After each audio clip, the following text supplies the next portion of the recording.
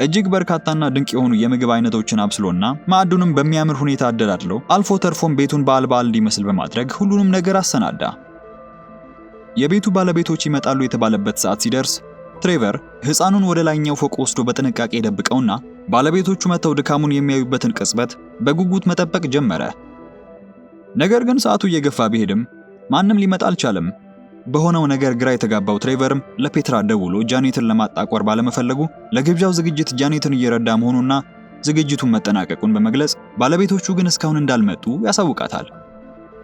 ሆኖም ፔትራ ባለቤቶቹ በድንገት ሐሳባቸውን ቀይረው ወደ ኒውዮርክ ለመብረር በመወሰናቸው እንደማይመጡ የነገረችው ስለመሰላት ይቅርታን ጠይቃ ማንም እንደማይመጣ ታሳውቀዋለች። በዚያው ቅጽበት አንድ የፖሊስ መኮንን ስለጠፋው ሕፃን ልጅ ለማጣራት ስልክ ይደውላል። ትሬቨርም የተፈጠረውን ሁኔታ ለማስረዳት ሕፃኑን ታቅፎ ወደ ሕንጻው መግቢያ በፍጥነት ወረደ። መኮንኑ በእጁ የያዘው ሕፃን ጆርጂያ ቀደም ብላ ካነሳችው ፎቶ ጋር ሲያነጻጽረው ፍጹም የተለያዩ መሆናቸውን ሲረዳ ግራ በመጋባቱ ይህንን የተመለከተው ትሬቨርም ስለ ሕፃናቱ መለዋወጥና ስለሆነው ነገር ሁሉ በዝርዝር ነገረው። መኮንኑም ነገሩን ይበልጥ ለማጣራት ስለፈለገ ጆርጂያ በአካል እንድትመጣ ያደርጋል። እሷ እስክትመጣ ድረስም ትሬቨር ፖሊሱን አክብሮ ወደ አፓርታማው እንዲሄድ ይጋብዘዋል። ሆኖም አሁንም የሊፍቱ መቆጣጠሪያ በዛ የውሻ አዳሪ በያዘው ላስቲክ ነበረና በሩን ሲከፍተው በኋላም ላስቲኩን በኩራት መሳቢያ ውስጥ ሲከተው ያየው መኮንን በሰውየው ጤንነት ላይ ጥርጣሬ አድርበት ጀመረ።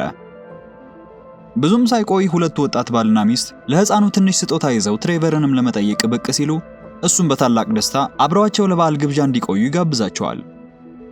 በመሃል ከቤቱ የተባረረው ላዮኔል የቤቱን ቁልፍ ለትሬቨር እንዲያስረክብ በመታዘዙ ተመልሶ መጥቶ የመግቢያውን ደወል ያሰማል። የተዘጋጀው ምግብ እጅግ የበዛና በውስን ሰው ብቻ የሚያልቅ እንዳልሆነ የሚያውቀው ትሬቨርም ላዮኔልን የግብዣው አካል እንዲሆን ይጋብዘውና ያስገባዋል። ለላዮኔል ሊፍቱ ሲከፈት ግን የአስቸጋሪ ውሻ በድንገት አምልጦ በመምጣቱና አናቤልም ውሻውን እየተከተለች በመምጣቷ ሁሉም ባልተጠበቀ ሁኔታ በአንድ አፓርታማ ውስጥ ለገና ግብዣ ይሰባሰባሉ።